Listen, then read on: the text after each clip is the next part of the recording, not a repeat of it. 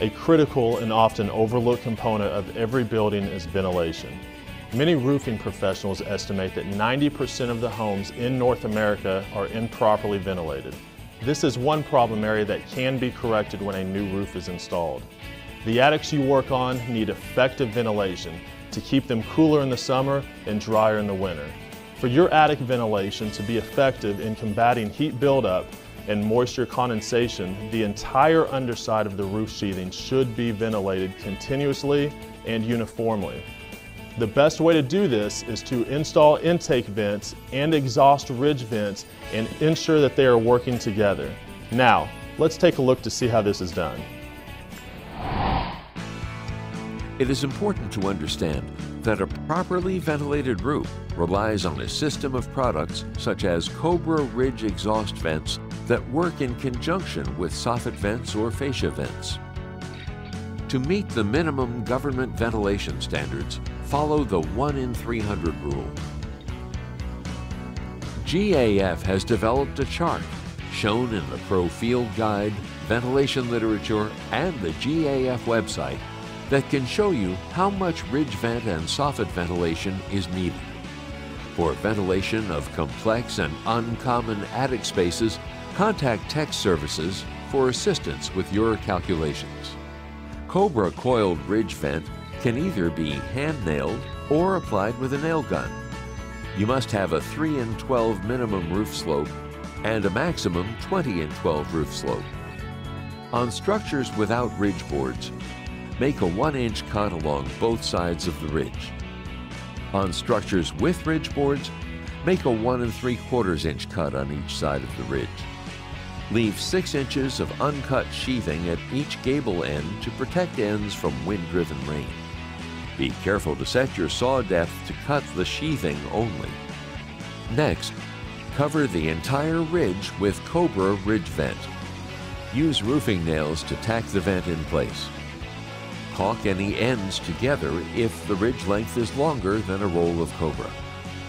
Finally, install ridge caps over the Cobra Ridge Vent. Use the Cobra Smart nails supplied in the package. Do not overdrive the nails. When using the nail gun version, attach the nail gun adapter to the end of the nail gun and use the 1 3/4 inch nails supplied in the roll. Be sure to disconnect the air supply line prior to attaching the adapter. Always be sure to install the capping to match the shingles that are being installed. You install Cobra Rigid Vent 2, Cobra Rigid Vent 3, Snow Country, and Snow Country Advanced Ridge Vents in a similar manner. To understand the installation of these Cobra Rigid Vents, let's first take a look at some of the unique features of these ridge vents. First, there is the self-closing end.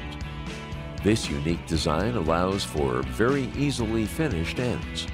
There is no need for the caulking, end caps, rivets, etc. that some ridge vents need. Simply bend to conform to the roof and install. Second are the male-female tabs on the ends. All you have to do is align these tabs and butt the ridge vents together as you go across the ridge. Finally, there are the nail guide lines. When capping the ridge vent, use these lines to properly place your nails, and then cap the ridge vent with appropriate capping. Make sure to trim the second to last ridge vent section to assure the self-closing end is installed properly at the end of the ridge. While we are on the topic of ridge vents, let's take a moment to discuss ridge caps. Nothing dresses up a roofing job more than a neat hip and ridge installation. It is the crowning touch of the roofing job. For the best protection, GAF offers TimberTex and Ridge Glass products that qualify for a lifetime limited warranty when installed with a lifetime warranted shingle like Timberline. It's the right choice for the customer, not only because of the warranty, but because they're designed to complement the color of GAF shingles. For more information on ridge cap and ridge vent products, visit gaf.com.